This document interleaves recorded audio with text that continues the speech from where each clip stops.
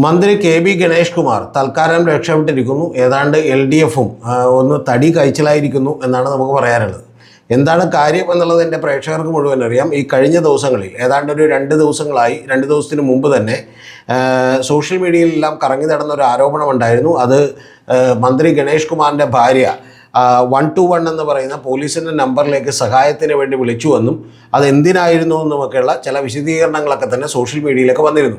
പക്ഷേ കഴിഞ്ഞ ദിവസങ്ങളിൽ ഈ ഭാര്യയായിട്ടുള്ള ബിന്ദു മേനോൻ തന്നെ വന്ന് തുറന്ന് മാധ്യമങ്ങളിലൂടെ തന്നെ ജനങ്ങളോട് പറഞ്ഞത്, ഞാൻ ഒരിക്കലും കാണാൻ പാടില്ലാത്ത വളരെ മോശപ്പെട്ട വളരെ വൃത്തികെട്ട ഒരു സാഹചര്യത്തിൽ മന്ത്രി ഗണേഷ് കുമാറിനെ കണ്ടുവെന്നും ആ കണ്ടതുകൊണ്ട് തന്നെ പിന്നീട് തൻ്റെ ഫോൺ മേടിച്ചെടുക്കാനായിട്ട് ഗവൺമെൻറ് മന്ത്രിക്ക് കൊടുത്തിട്ടുള്ള ഡ്രൈവർ തന്നെ ശ്രമിച്ചു എന്നൊക്കെയുള്ള അതീവ ഗുരുതരമായിട്ടുള്ള ആരോപണങ്ങളാണ് അവർ ഉന്നയിച്ചിരുന്നത്.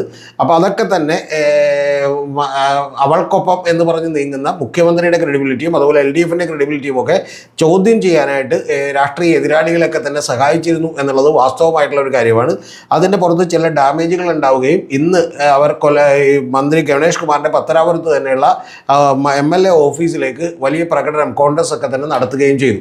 അപ്പോൾ ഇത് രാഷ്ട്രീയമായി LDFിന് ഇപ്പോൾ വലിയ തിരിച്ചടിയാകും എന്നൊക്കെ വിചാരിച്ചിരിക്കുമ്പോഴാണ് പെട്ടെന്ന് അതിൽ നിന്ന് രക്ഷപ്പെടുന്നൊരു കാര്യമുണ്ടായത്. അതിൻ്റെ പ്രധാനപ്പെട്ട കാര്യം എന്ന് പറയുന്നത്, ഇന്ന് അതേ ഇദ്ദേഹത്തിൻ്റെ ഭാര്യ തന്നെ ഒന്ന് പറഞ്ഞേക്കണ പ്രധാനപ്പെട്ട കാര്യം, 2 സംഭവങ്ങൾ കാരണം ഞാൻ പെട്ടെന്നുള്ള പ്രകോപനം കൊണ്ട് ഒരു ഇമോഷണൽ ഔട്ട്ബേർസ്റ്റ് കൊണ്ടാണ്, ഒരു വികാരം തള്ളിച്ചുകൊണ്ടാണ് ഞാൻ അത്തരത്തിലുള്ള കമൻറ്റുകൾ നടത്തിപ്പോയത്.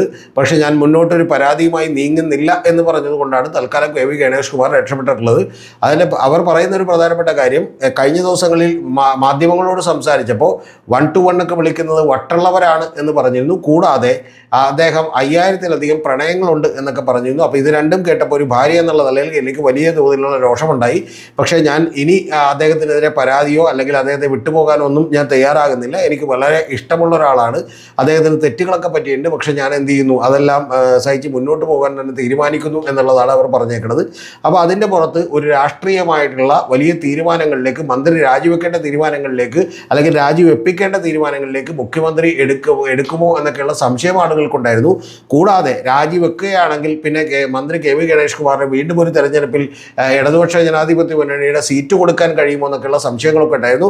അദ്ദേഹം മിക്കവാറും പത്തനാപുരത്ത് നിന്ന് ജയിക്കാനാണ് സാധ്യത. ഇത്തരത്തിലുള്ള ആരോപണങ്ങളൊക്കെ ഉണ്ടായാലും, കാരണം ഇത്തരത്തിലുള്ള ആരോപണങ്ങളൊന്നും അദ്ദേഹത്തിന് ഒരു പുതുമയുള്ള കാര്യമല്ല. നമ്മൾ സോളാറിൽ പ്രതിയായിരുന്ന ആ സ്ത്രീയുടെ കാര്യത്തിലൊക്കെ ആണെങ്കിലും അവരിലുണ്ടായിട്ടുള്ള കുട്ടിയുടെ കാര്യത്തിലൊക്കെ ആണെങ്കിലും നിരവധി വാർത്തകളും CBIയുടെ റിപ്പോർട്ടുകളും ഒക്കെ തന്നെ പുറത്തേക്ക് വന്നിട്ടുണ്ട്.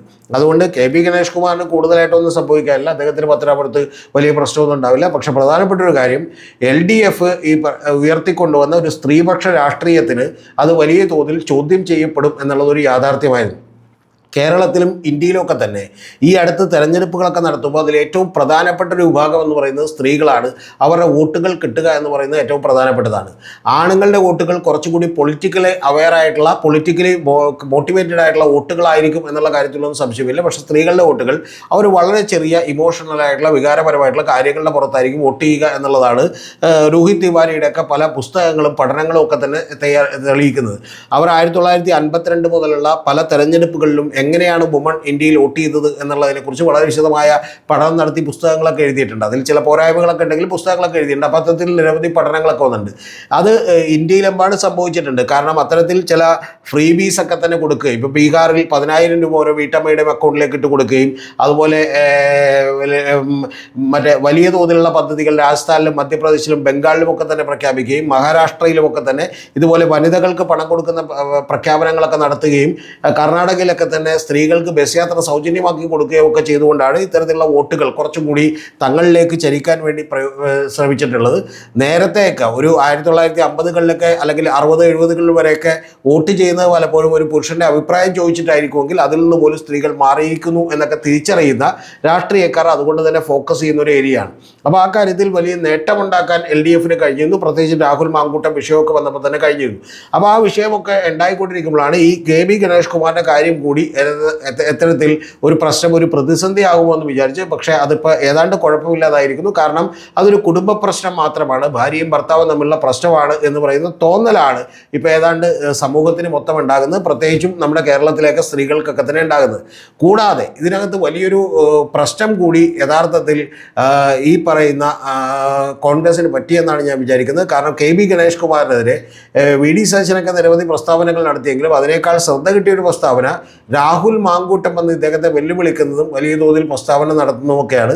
യഥാർത്ഥത്തിൽ രാഹുൽ മാങ്കൂട്ടം വരുമ്പോൾ രാഹുൽ മാങ്കൂട്ടത്തിൻ്റെ ചെയ്തികൾ കൂടി ഒരിക്കൽ കൂടി ഓർക്കാൻ അത് സഹായിച്ചു എന്നുള്ളതാണ് വാസ്തവം. അതും യഥാർത്ഥത്തിൽ LDFന് ഗുണകരമായി മാറിയിരിക്കുന്നു എന്നുള്ളതാണ്. എന്ന് പറഞ്ഞാൽ വലിയ തോതിൽ ഒരു പ്രതിസന്ധി ഉണ്ടാക്കാമായിരുന്ന ഒരു വിഷയം വളരെ സിമ്പിളായി ഒഴിഞ്ഞു പോയിരിക്കുന്നു. അതിൻ്റെ പ്രധാനപ്പെട്ട കാരണമെന്ന് പറയുന്നത് KB ഗണേഷ് കുമാർ ഭാര്യയോട് ഇന്നലെ രാത്രി വിളിച്ചിരുന്നു. പക്ഷേ അവരുടെ ചേച്ചി അനിയത്തി ആരാണ് എടുത്തത്, സഹോദരിയാണ് എടുത്തത്. പക്ഷേ ഇന്ന് രാവിലെ വിളിച്ച് അവരോട് മാപ്പ് പറയുകയും അവരോട് ക്ഷമ ചോദിക്കുകയും ചെയ്തതോടുകൂടി ആ ക്ഷമ മതി, അതോടുകൂടി ഞാനിത് അവസാനിപ്പിക്കുന്നു എന്നുള്ള കൃത്യമായ തീരുമാനത്തിലേക്ക് ബിന്ദുമേനോൻ എത്തിയത് കൊണ്ട് തന്നെ ഇതിനും അപ്പുറത്തേക്കുള്ള ഒരു പ്രചരണത്തിന് ഇത് നീട്ടിക്കൊണ്ടുപോകുന്നതിനുള്ള സാധ്യതകൾ അവസാനിച്ചിരിക്കുന്നു രാഷ്ട്രീയമായി എന്നുള്ളതാണ് വാസ്തവം. പക്ഷെ നമ്മുടെ അടുത്ത് സ്ത്രീകളുടെ നിലവാരവും അതുപോലെ അവരുടെ അവസ്ഥകളും ഒക്കെ തന്നെ സൂചിപ്പിക്കുന്ന സംഭവങ്ങളാണ് നടന്നിട്ടുള്ളത്.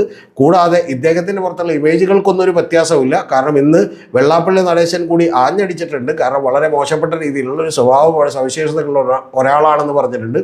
എന്നോട് അദ്ദേഹം നേരത്തെ തന്നെ ഓൺ റെക്കോർഡായി, ഞാനും ഒരു കൊളീഗും കൂടി ചെന്ന് ഇൻ്റർവ്യൂ എടുത്തപ്പോൾ തന്നെ വെള്ളാപ്പള്ളി നടേശൻ പറഞ്ഞൊരു വാചകമുണ്ട്. അത് പറയുന്നത് രാവിലെ എഴുന്നേൽക്കുമ്പോൾ ആരാണോ കൂടെയുള്ളത് ഗണേശൻ്റെ അതാണ് അവൻ്റെ അന്നത്തെ ഭാര്യ എന്ന് പറഞ്ഞിട്ടുണ്ട്. അത്തരത്തിലുള്ള വാചകങ്ങളൊക്കെ പോലും പറഞ്ഞിട്ടുണ്ട്. പക്ഷേ പ്രധാനപ്പെട്ടൊരു കാര്യം, അത്തരത്തിലുള്ള ഇമേജുകളൊക്കെ തന്നെ അദ്ദേഹത്തിന് പത്തനാപുരത്ത് വലിയ കോട്ടമൊന്നും ഉണ്ടാക്കില്ല. പക്ഷേ പ്രധാനപ്പെട്ടൊരു കാര്യം, LDFന് അത് കോട്ടമുണ്ടാക്കും ഈ കേരളം മുഴുവൻ എന്ന് വിചാരിച്ചിരുന്നു. അതാണ് ഏതാണ്ട് ഒരു പരിധി വരെ ഒഴിഞ്ഞു പോയേക്കുന്നത്. ചോദ്യങ്ങൾ ഇനിയും ഉയരുമെങ്കിലും അതിൻ്റെ ഇൻറ്റൻസിറ്റിയും തീവ്രതയും കുറയും.